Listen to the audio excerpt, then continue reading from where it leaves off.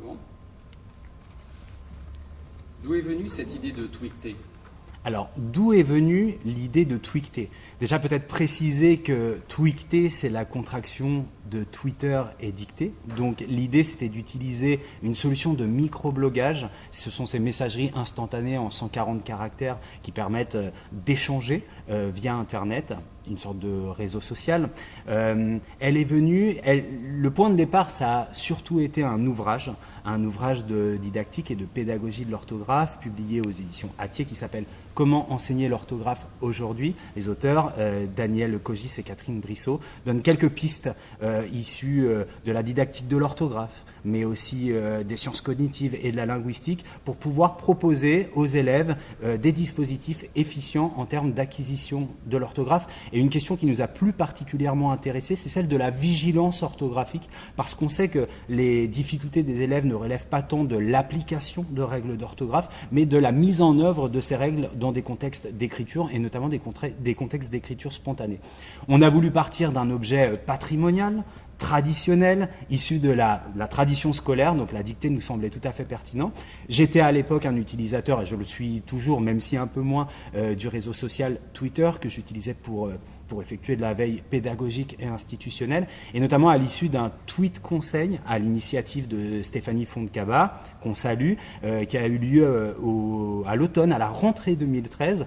Plusieurs enseignants qui avaient déjà lancé leur tweet class, ce sont ces classes qui utilisent le réseau Twitter, proposer une espèce de bourse au projet sur Twitter, et je me suis rendu compte qu'il y avait en définitive très peu de choses sur l'orthographe. J'avais pour ma part une injonction institutionnelle, puisque je m'étais inscrit au CAFIPEMF cette année, je voulais continuer à travailler sur l'orthographe, et j'ai envie de dire que cette injonction institutionnelle, qui était la préparation du mémoire pour la certification, la lecture de l'ouvrage, la rencontre avec toutes ces tweet classes, eh bien tout ça a convergé et ça a donné la tweetée.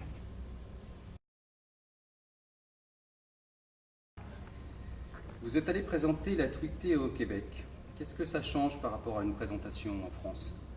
Alors c'est vrai qu'on a eu la chance d'aller présenter le dispositif au Québec par le biais de l'association québécoise des professeurs de français, et ce dont on s'est surtout rendu compte, c'est le rapport culturel fort qu'ils ont à la langue. Là où nous, dans le dispositif tweeté, on a quelques anglicismes, avec les teams pour les équipes par exemple.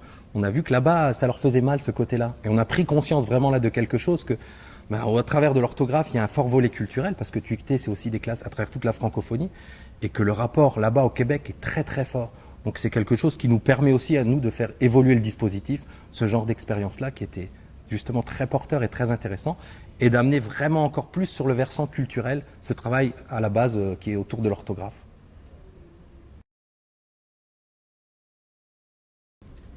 Y a-t-il un futur projet dans les cartons ou les tablettes suite à la tweetée? Moi, j'ai envie de dire que chaque nouvelle journée apporte son nouveau projet dans Tweeté, en tout cas des évolutions conséquentes pour le dispositif qui sont apportées par chacun des membres Tweetonautes de la communauté. C'est une communauté qui est extrêmement dynamique, et j'ai envie de dire que autant de difficultés rencontrées dans ce dispositif qui propose des pistes qui n'ont pas été explorées jusqu'alors, autant d'hypothèses de réponse qui sont apportées par chacun des membres de la communauté Tweeté, parce que la communauté Tweeté sont des élèves, sont aussi des enseignants qui se retrouvent dans un espace de formation qu'on aime appeler un espace de formation participatif et autocatalytique qui s'alimente par lui-même. Moi, j'aimerais parler peut-être, Régis, de la grande nouveauté d'un projet qui nous tient énormément à cœur cette année. C'est la version cours préparatoire de la tweetée, c'est la tweetée CP. Ouais, la tweetée CP, c'est quelque chose qui est né là cette année, enfin, qui a pris vraiment de l'ampleur cette année. C'est une équipe dédiée au niveau CP, et donc eux, ils sont emparés du dispositif et l'ont adapté à leurs élèves de CP, c'est-à-dire qu'ils travaillent à partir des orthographes approchées d'Isabelle Montesinos et de Marie-France Morin, aux éditions La Chenelière. Et donc eux, ils ont vraiment adapté le dispositif qui à la base, on peut dire, était pensé pour les plus grands, les cycles 3, à leurs élèves de CP. Donc on peut dire quelque part qu'ils sont réussi complètement à s'approprier le projet, et ils sont un dispositif dans le dispositif. C'est exactement ça. L'idée, c'est qu'il y a eu beaucoup de questions d'enseignants qui voulaient participer l'année dernière, mais qui étaient en cours préparatoire et qui se bloquaient à un certain nombre d'éléments conceptuels du dispositif qui étaient propres au cycle 3, typiquement comment utiliser du métalangage grammatical avec mes élèves de 5 ans. En fait, on s'est tourné vraiment vers les ateliers métagraphiques d'Emilia Ferrero et tout ce principe qui repose sur le fait qu'un enfant peut écrire à des représentations orthographiques avant même de pouvoir maîtriser le code écrit. Et du coup, on a commencé l'année. Alors, on a gardé la contrainte de la tweeter. Vous le savez, pour les cycles 3, c'est une explication par un texte en 140 caractères. Là, on a utilisé la fonction vidéo de Twitter qui se limite à 20 secondes et qui obligeait les élèves en 20 secondes à donner une explication claire de pourquoi le moto, je l'écris, c'était la première image qui était proposée aux élèves. On voyait une moto. Je me souviens de cette tweet TCP de septembre. On voyait une seule moto. Aucun doute sur l'interprétation, le nom qu'on pouvait donner à l'objet sur l'image. Et là, c'était parti pour ces élèves qui venaient de rentrer en CP.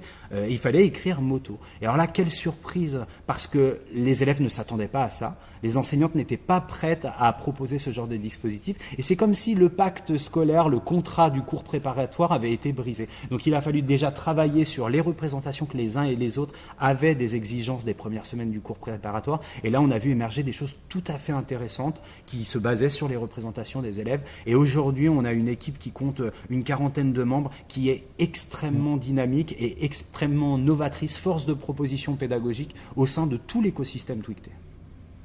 Et donc, comme le disait Fabien, tout ça, ça évolue au fur et à mesure que les twictonautes apportent leurs idées, d'où le terme de dispositif participatif qui ont perpétué l'évolution.